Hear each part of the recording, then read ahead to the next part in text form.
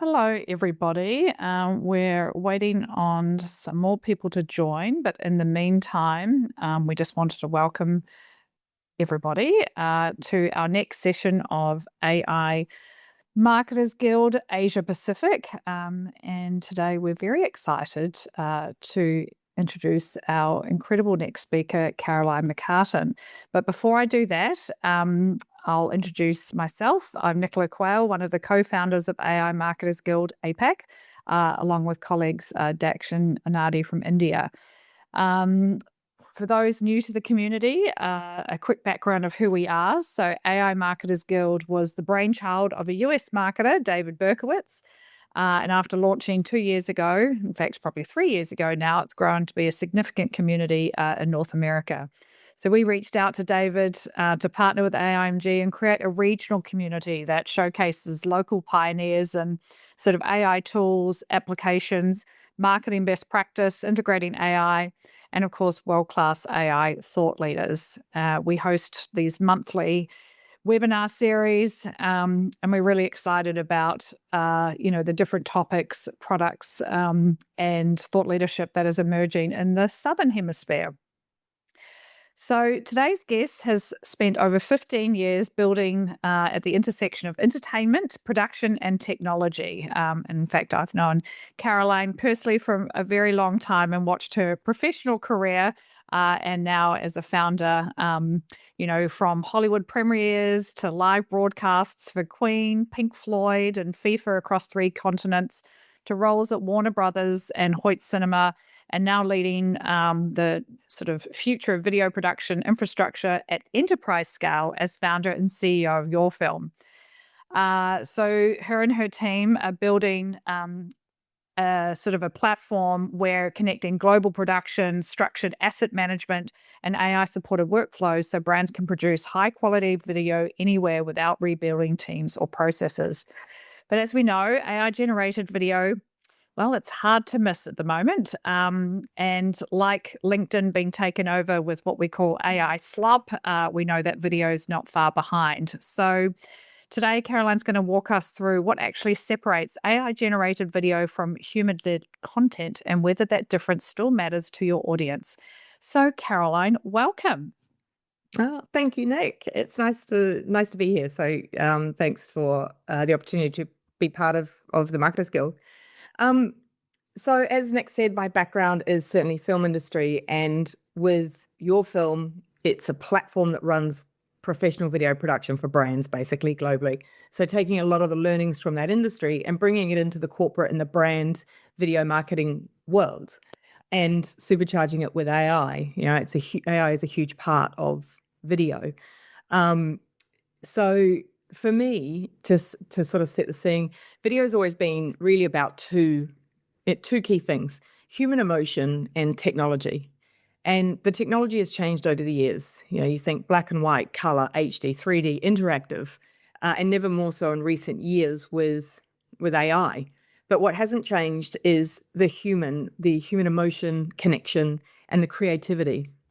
And I think what we're seeing now is play out in absolute real time with AI video is the importance of having both of these elements, not just, one or the other.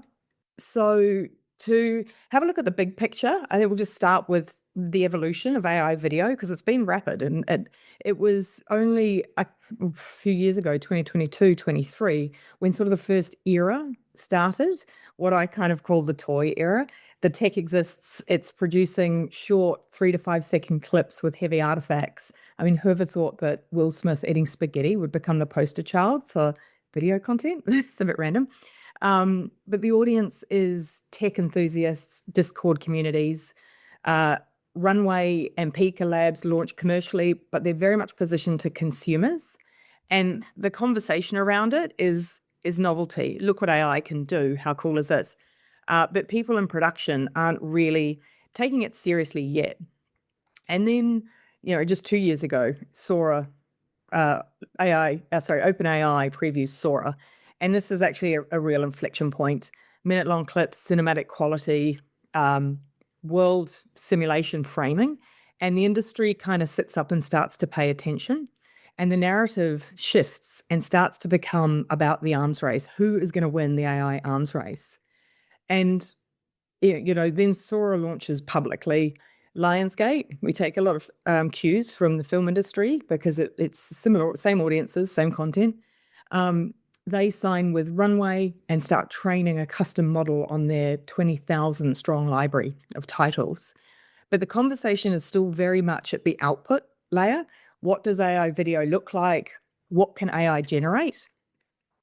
And then ByteDance joins the party with Seed Dance middle of last year and goes viral for realism. And then you suddenly start seeing copyright concerns coming up, particularly out of Hollywood. And I think now we are moving this year into the next era, which is defined by infrastructure. So, we'll all remember earlier this year in March, OpenAI shut down Sora.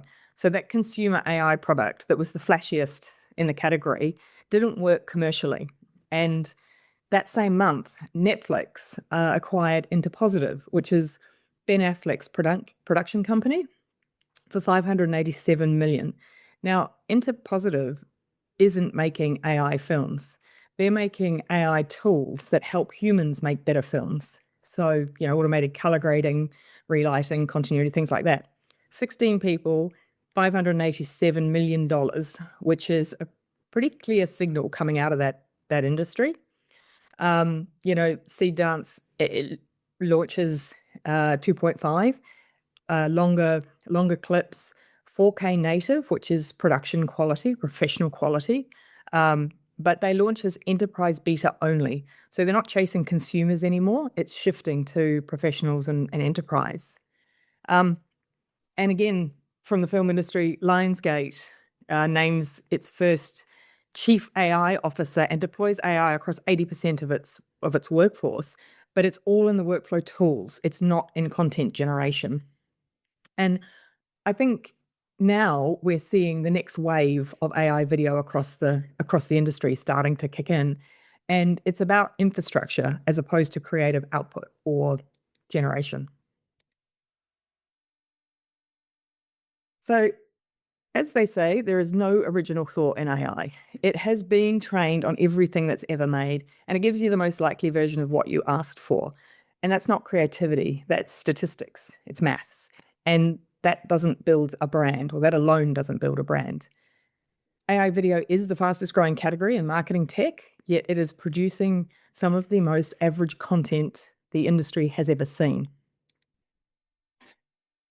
So we just have a quick look at some of the data on the uptake. It's phenomenal. Growth in AI video generation is off the charts. The bulk of Fortune 500s are using AI video tools. The market is 10xing over the next sort of 8 to 10 years. And the majority of marketing teams are using AI video in at least one campaign per quarter.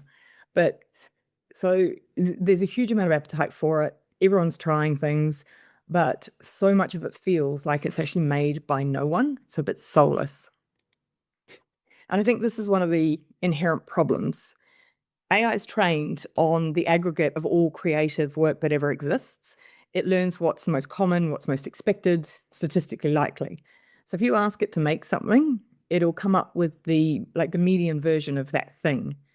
And if you think about it, creativity is kind of the polar opposite of this. It's about, the specific detail, the unexpected, the thing you don't see coming, or that detail that's instantly relatable that kicks you in the gut kind of thing.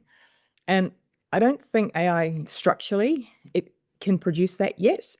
And that's not because it's not sophisticated, but because its training pulls everything to average.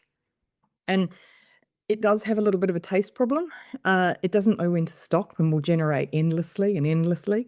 And I think, we've all tied ourselves up in knots with Claude or Chat going in circles till you kind of lose sight of what you're doing and confuse yourself. And video is absolutely no different. And a big part of that creative expert's job is in the edit. It's knowing what to cut when it's done, which is actually quite difficult. What makes it true? What makes it feel right or feel like us? And that, I think, is going to be very difficult to automate because it's emotional intelligence. And that's the difference between a piece of content that connects or just kind of gets scrolled past. And I think there's a real brand implication for this. Generic AI produces generic content. Your brand starts to look like everything else. And us humans, we are pretty good at identifying AI generated video, particularly our younger Gen Z friends. They clock it straight away.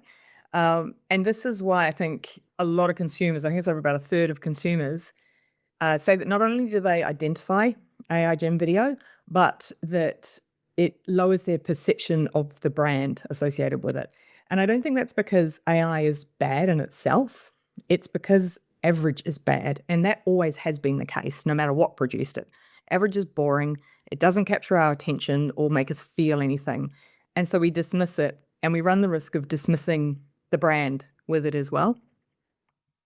Again, just anchoring back into the film industry, research on AI generated film characters finds audiences connect when there is consistent, recognizably human behavior. We'll connect with characters that clearly aren't human. You take animatronics way back when with E.T., Toy Story here. We all laughed and cried. They're clearly not humans. We're connecting with a dinosaur. And we love these characters still to this day, and we share them with our kids decades later. So that uncanny valley that people talk about, it's not just a visual thing, it is deeply emotional. And I think audiences feel the absence of a person. They feel the absence of the heart and soul behind the character or content. And I think this is one of the biggest challenges with pure AI generated video. Now, that's absolutely not to say AI doesn't have a place in video or the creative process. It does. It's the thesis of my business. It completely does. But if we have a look at where it's winning, like right now, is things like short form tutorials and scalable explainers. Content I call functional content is not meant to be telling a story or particularly emotion. It is functional, communicating something. For this type of content, specifically, AI avatars actually get a higher watch time on TikTok and a completion rate, so watching all the way through the end, of nearly 80%, which is really, really high. So it's working really well in that specific use case. But I think, the human still wins on emotional storytelling. There's 3 times more impact there. Absolutely anything in trust-sensitive industries and in brand story content. AI barely achieves half the comparable engagement here. But the interesting thing, or the thing I find most interesting, and the real finding in all of this that I think is driving that next era of AI video is the hybrid. AI production with human creative direction achieves 4 times the return on ad spend versus 3.8 for human only and 3 for pure AI. So the combination of human and AI beats out both individually. To put it in terms of a scale, if you sort of think volume versus brand, the further you move towards volume, the more AI can really carry the load for you. But the further you move towards brand, the more you need an element of human creative direction in there somewhere. Like AI, what it can do really, really well is the learning and development content, personalized outreach at scale. It's great at quality control, technical consistency, all of that sort of stuff. But it can't do nuanced human performances or tell real brand stories yet, or content that requires human emotion. It does also have a bit of a cheap association problem. Like Gen AI is increasingly seen as the low budget, low production value by customers. If we break this down into the workflow, you can actually really see where AI earns its place and does a lot of heavy lifting. And at the moment, it's in pre-production, the red dots, orange dots, pre-production, asset management, and post. So, once you've got your creative piece, the idea, the human at sort of the top of the food chain, you can stress test briefs, you can create lots of different versions, support with scripting in first drafts and variations, and all of the pre-production admin, logistics, scheduling, shot lists, all of that. Post-production in making selects and doing captions and format resizing. This saves a whole lot of time, so it's an important part of the process. And then, distribution is a big one.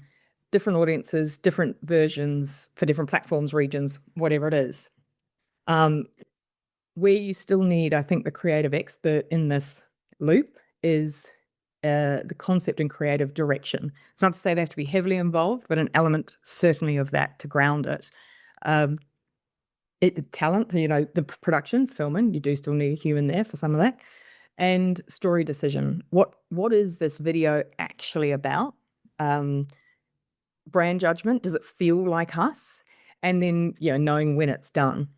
But I think the important distinction here is between AI in the video production workflow, so scripting, editing, asset management, versus AI video as the output. These are fundamentally two very different things, and I think the industry conflates them a lot and has done for quite some time. At the moment, what we see is many brands, or most brands actually, are deploying AI still at that output layer, replacing human content with AI content, rather than at the infrastructure layer, where it really makes human-led production faster, more cost-effective, and much more scalable. What's backfiring is replacing on-camera spokespeople with avatars in trust-sensitive categories, financial services, healthcare, anything that requires credibility. If you take the human out and put a fake one in, the credibility is just shot from the beginning. And AI-generated video with no creative human element to it, that is what everyone calls AI slop. It just is endless. And it doesn't really achieve any business goal or any brand goal. And we are starting to see some legal exposure risks start to come through. I don't think brands are massively looking at this yet, but it certainly will start to become more prevalent. Disclosure laws in New York and California, the EU AI Act. So if you're using synthetic performers in ads without disclosure, you're potentially exposed in these regions. And I think this is going to become much more widespread globally and in Australia as legislation catches up and is implemented. And again, that risk of cheap association is very much rearing its head. We perceive it as low value, low production value, and that association can transfer to the brand, which is a real risk. But I think the real opportunity for brands isn't in replacing human content, but in multiplying it. So one great piece of creative becomes 40 variants localized for 12 markets, along with a library of sales enablement cuts. And it's all generated from an authentic original. Like the human creative becomes the asset, and the AI is the production and distribution engine, basically. So AI is not replacing your spokesperson. It makes your spokesperson appear in 50 more places than your production budget perhaps would have allowed otherwise. And if we have a quick look to the future, just a few kind of things that we perhaps see coming. It's always risky predicting the future with AI, but hyper-personalization at scale, I think, is going to be something quite interesting. You have one master video produced really well, real humans in it, creative direction, and that becomes your source of truth. And then AI generates hyper-personalized variations of the content itself. I'm not talking about, localizing for languages, but changing the actual content. So if you think about what's relatable or aspirational for me, that's very different to my neighbor's 25-year-old son. So, you take cars in a story, for example, just as something generic, in a piece of content. What connects with me might be, a 7-seater EV with a roof rack, because I got kids, dogs, 4 soccer balls, 2 surfballs, 3 changes of clothes in the boot. But what connects and catches the attention of my 25-year-old neighbor who is into racing is a sports car. Or the tradie who lives on the other side of me, she loves her high-end ute and is going to connect with that. And being able to customize the actual video content itself with different, changing a bit of the environment, the food, the hair color, the car, in that kind of endlessly is very powerful, and without having to film anything additional. So we know that personalized content already gets about 4 times higher engagement than that generic one size fits all. And I think AI, the future of AI, allows us to supercharge this really almost down to an individual level. And the brands that kind of win with this are the ones that can produce a great piece of human-led content and then let AI multiply it, rather than the ones producing 100 mediocre pieces of AI-generated video kind of thing.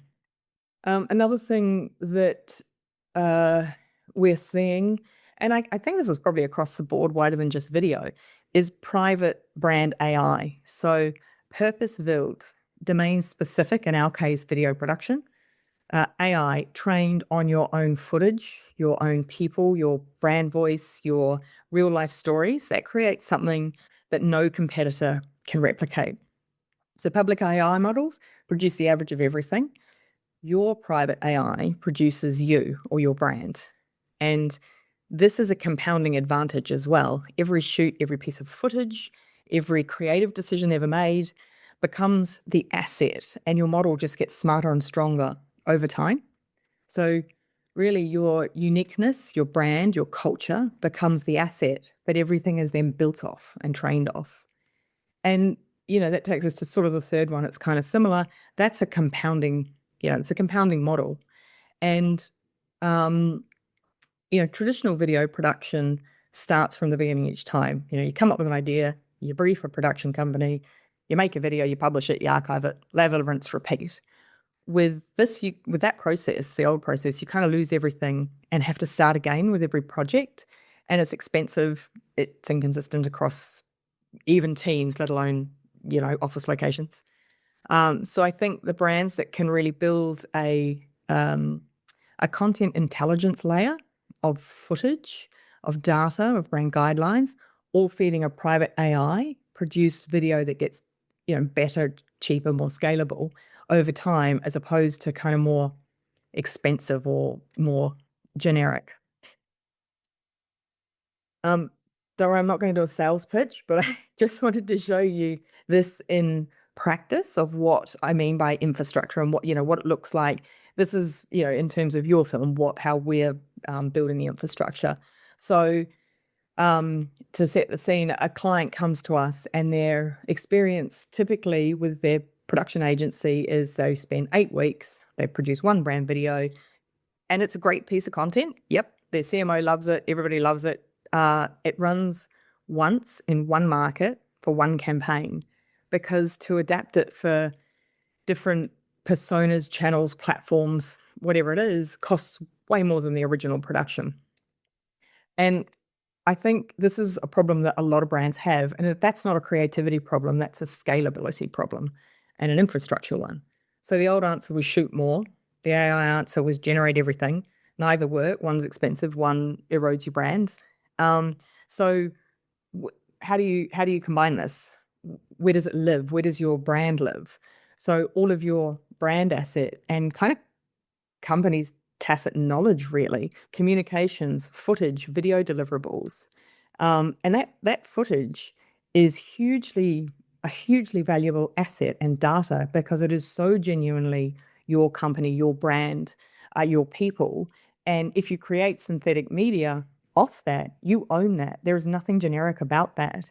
And if you give AI access, your own private AI access to this source of truth instead of a blank canvas, you end up, you've got the same human, same creative, 40 different executions, one shoot budget, everything in one place, automated, and most importantly, it is absolutely authentically you, and it's your proprietary content as well.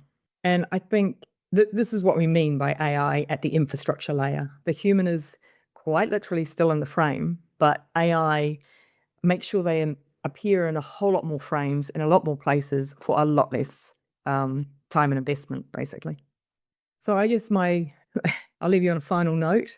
AI in the hands of creative experts makes us more creative. AI in place of creative experts makes us all the same. So I don't think the question is whether to use AI. Absolutely, we use AI, but it's where do you put the human in that process to get the best of both worlds. So on that note, thank you. If anyone has any questions, I'm happy to answer them. Yes, so many. But for anybody else, before I jump in, I usually get the ball rolling, but feel free to pop your questions in the chat or be brave enough and take yourself off mute and put your video on. Speaking of video, thank you so much, Caroline. My mind has been racing. I've taken lots of notes. It really made me think. I did a talk recently around cultural sovereignty and really similar themes, around that vanillification of culture. And I thought, gosh, imagine prompting ChatGPT, and this might show my age, but to have a gorilla playing a set of drums for Yeah. Cadbury chocolate with a Phil Collins soundtrack. Like it just, those completely out of the box outlier ideas that, to your point, can supercharge a brand. Or, for Volvo trucks, we're going to get Jean-Claude Van Damme to, and so exactly that there's no way that an AI could kind of come up with those crazy ideas. But it was interesting about what you said, knowing when it's done. So could you share like a couple of examples of where, like, as you said, the AI just goes in the loop, but for a marketer or, brand storyteller, what's the, Yeah, there is and certainly AI video generation for certain stuff, small pieces, internal stuff, funny stuff, whatever. It's fine for that. But on a premium brand level, when you're really communicating your brand, there is a skill in creating a story, and there is a skill in translating that story into video, even, and all of those pieces. And that comes from a lot of experience and multiple people. If I sat down and started to prompt AI, I'm not going to get a great video.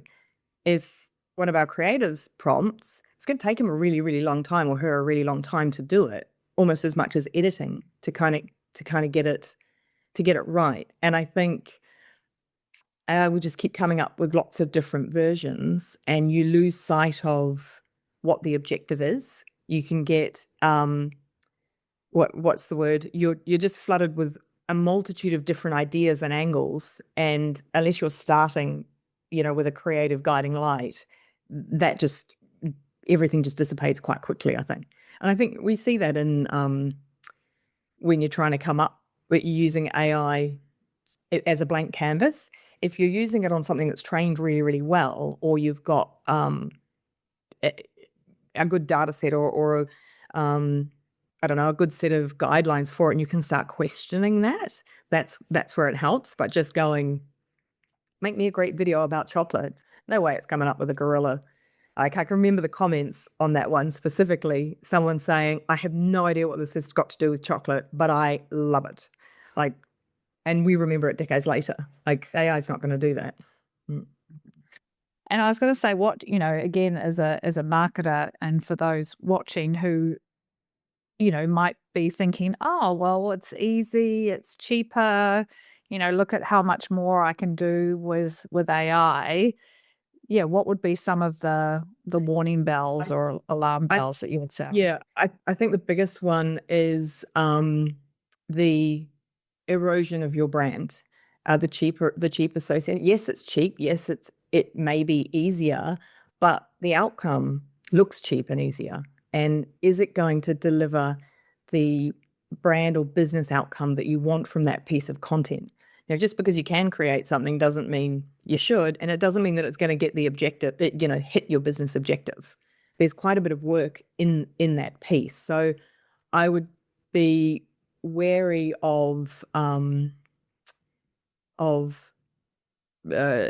damaging your brand, but cheapening it, or we know it's AI video. We know not a lot of thought necessarily has gone into it.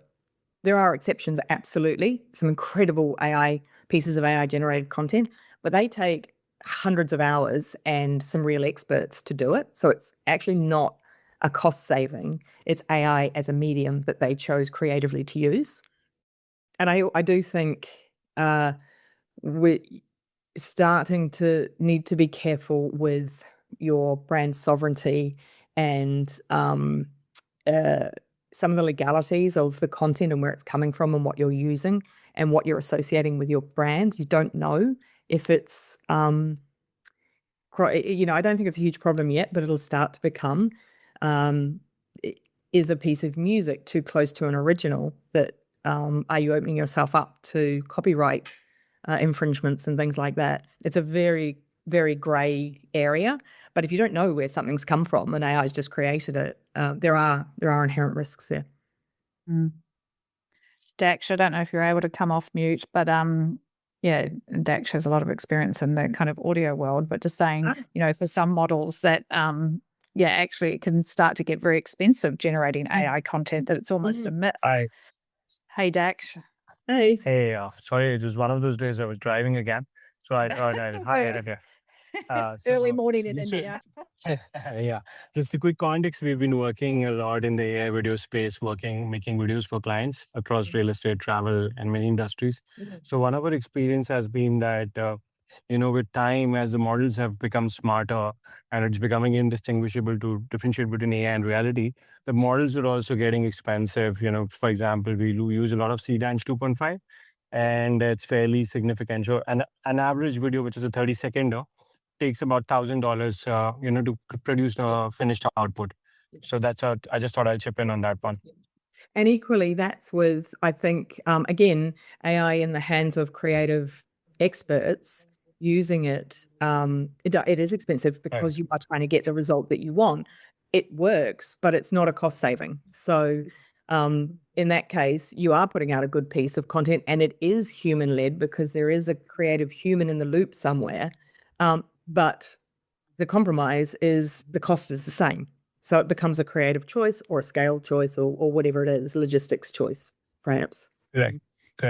We were in fact working with one more client, and they were from the fintech industry. So they kept going on with iterations. And at one point of time, we had to raise the hand and say that, guys, this costs a lot of tokens. Don't think of it like making a movie where you can regenerate this all the time. So it's not a Netflix series. Settle down. Yeah. I love that. Definitely a risk. Well, Nadia was saying, and Nadia, I don't know if you're able to come off mic as well, but if I had 20K US as a monthly budget for content, how much should I park for real content versus investing and developing the infrastructure? Yeah, that's actually a good question. I think there's a couple of things. If you developing the infrastructure yourself or working with companies that have that already is slightly different things as well. But I would say a 20 grand budget, a quarter of it in your actual asset production. It's difficult what you're actually investing in the infrastructure, but the rest of it to scale your content, basically, because you do want to invest and make sure you've got the asset right, because that carries on with lots of other pieces of content as a source of truth. It's not replicated, but it's certainly used. And you can use a lot of your budget to actually scale that, and the infrastructure kind of gets built along with that. Always make sure you've got all of your assets nicely organized, your video footage, because that is transcriptions, transcribe everything, because the AI tools, whatever they are, can really read that, and then it gets to know you. It's amazing what we have client LLMs, so client brains that learn. They're specific for a client, that know every piece of content and everything we've ever filmed. Even all the cameras are rolling, and you've got people in an organization having conversations, so you get the real authentic tone and the real them across lots of different locations, and it can really distill that down very, very well and create content, because that's ultimately what your customers' experience is with your company. It's with the people. And if you can actually pull that knowledge out, which is actually been really hard to do without pre-AI, that's super powerful. So I would say the one thing that will make a big difference is managing or keeping your stock library, your own, and make sure you control it, you own it, it's your footage. Nadia, did that help? Great. Here we go. Oh, well, I mean, I've got the list, but we could carry on forever. We'll carry this offline, Caroline, over a glass of wine sometime. Oh, So definitely. yes. But thank you so much. That's been absolutely fantastic. And I think, my big takeaway now is actually investing in, an upfront solid piece of authentic human created content that then you can use AI to scale out across all your other channels. But you're starting from, I guess a human source of truth that, is going to resonate with your audience. And keep all of the stuff that went into that 60 seconds, but it's the tip of the iceberg in terms of briefs and footage and all of that. So keep the whole lot. Fantastic. Well, thank you so much. Thank you, everybody. Thank you, And guys. we'll be distributing this on our YouTube channel and AI Marketers Guild channel. So, yeah, and feel free to reach out to Caroline on LinkedIn. I know, thanks, Doug. It's even East Coast where Doug is. So, I get to bed. Very impressive. Thanks, everyone. Bye. Bye.